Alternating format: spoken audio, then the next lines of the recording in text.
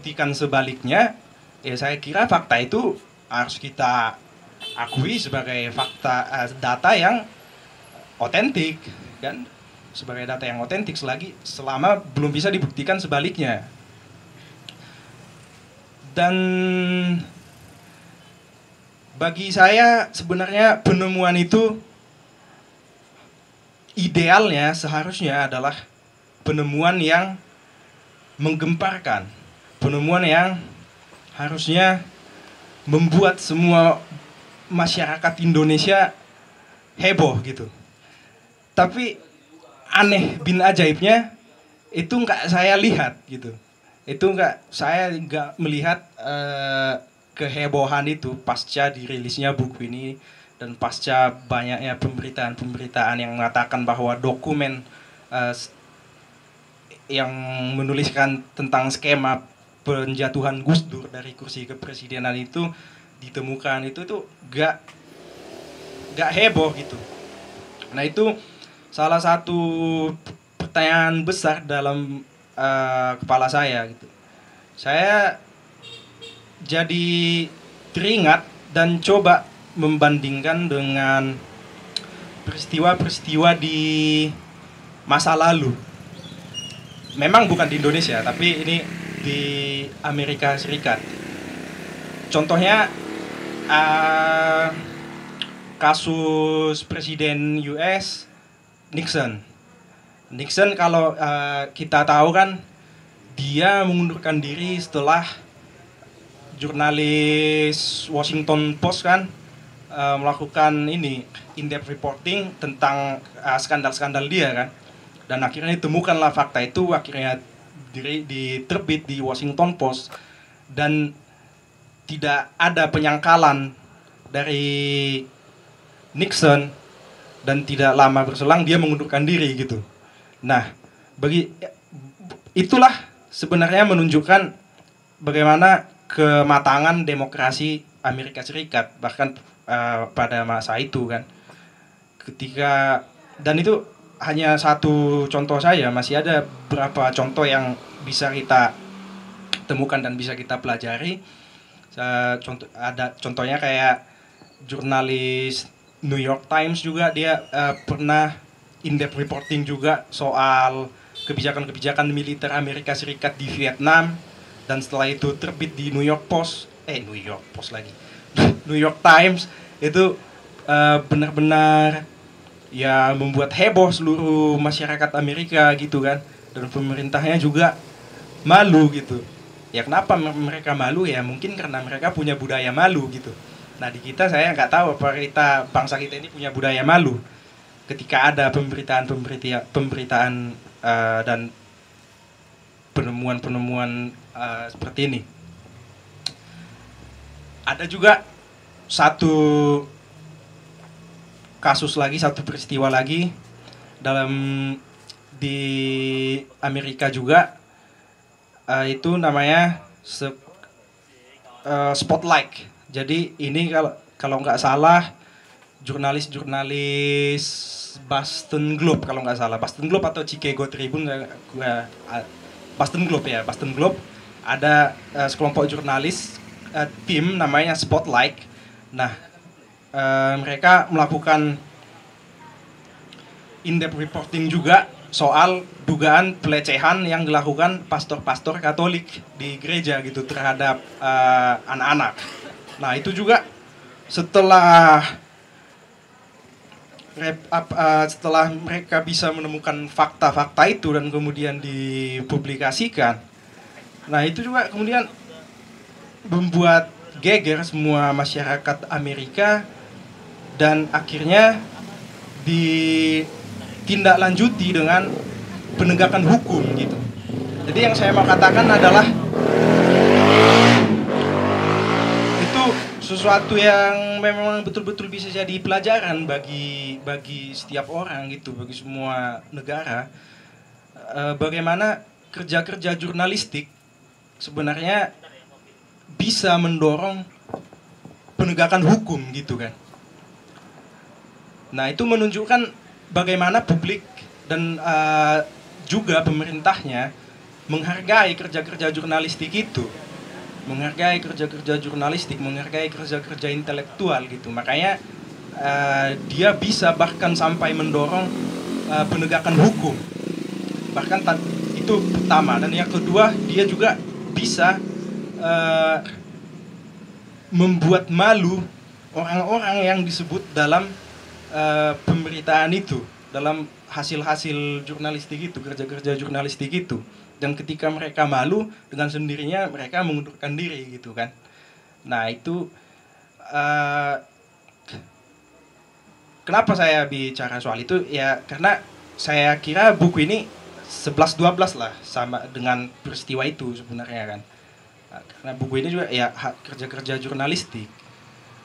Dan ya mirisnya itu sampai hari ini belum ada contohnya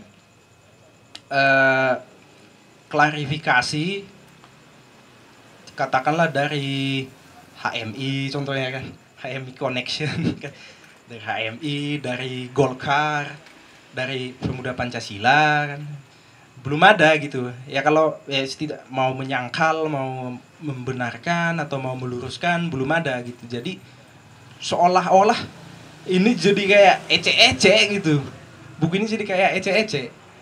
Jadi yang itu tadi, makanya saya bilang sesuatu yang harusnya bisa menghebohkan satu negara ini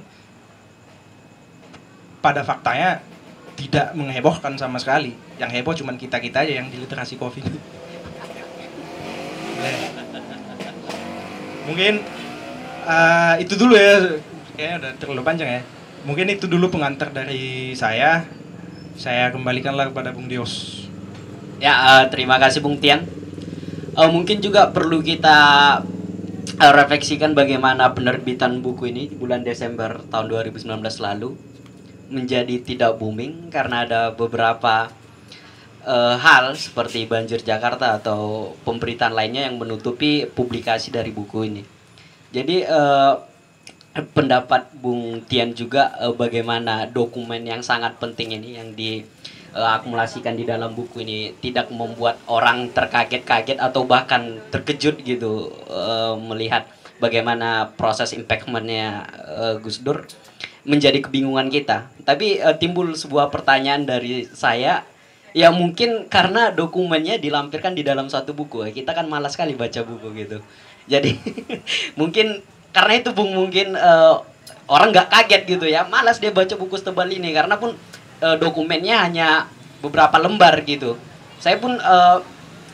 Saya juga bertanya-tanya kenapa dokumen-dokumen ini nggak diterbitkan ataupun nggak dipublikasi melalui media-media yang memang sering jadi pemberitaan dan didapat respon oleh publik. Contohnya kayak Tempo atau Indonesia Leaks gitu. Mungkin respon dari para petinggi atau para pejabat, bahkan dari para aktivis, mungkin selain jaringan Gus Durian yang ikut juga publikasi buku ini, mungkin lebih tertarik itu untuk keluar. Juga ada poin yang penting disampaikan oleh Bung Tian mengenai ya nama-nama identitas yang ada di buku ini sampai sekarang masih ada orangnya gitu ya kan Bung. Kiranya memang perlu dilakukannya pembuktian terbalik kalau di dalam hukum, misalnya ya atas reaksi dia atas masuknya nama-namanya di dalam dokumen ini. Seharusnya ada klarifikasi, mungkin begitu Bung. Oke, untuk selanjutnya saya persilakan lah untuk Bung Ferenc. Ya, baik, terima kasih. Sebenarnya dengar buku ini pas penerbitan 2019 ya. Sebenarnya nggak lama diskusi singkat dengan Bung Dian, gimana kita bedah aja tanpa orangnya gitu. Biasanya kan ada orangnya kan seperti itu. Tapi memang kalau di YouTube sudah banyak bahkan langsung Fildi yang membedahnya. Tapi memang menurut saya ada hal yang penting bahwa ini cambukan sebenarnya untuk dunia akademisi, karena memang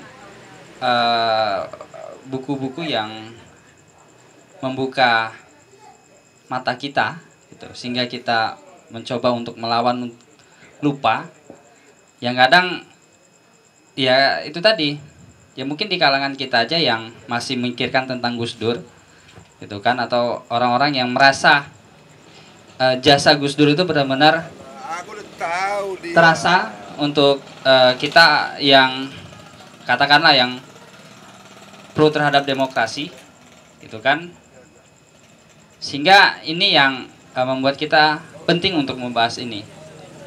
Karena banyak orang yang ya mungkin ya untuk awam ya nggak penting, buat apa sih orang udah nggak ada orangnya kan, mungkin seperti itu kalau bahasa awamnya.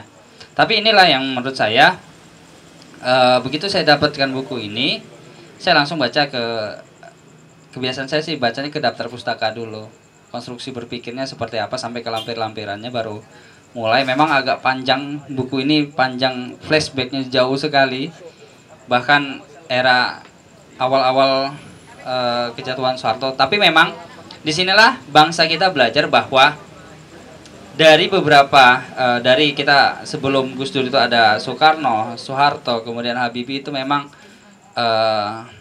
suksesi kepemimpinan di Republik ini tidak berjalan mulus, kan seperti itu. Nah, ketika Soekarno memberikan ya itu kajiannya nanti tentang super smart lagi kan, gitu. Tapi kan tidak mulus juga gitu kan. Nah, kemudian dari Soeharto juga gitu kan, tidak mulus juga gitu, karena memang ini yang menjadi desakan ketika memang kita merubah undang-undang dasar, mengamandemen undang-undang dasar itu, sehingga kita punya mekanisme yang lebih demokratis. Nah, dan inilah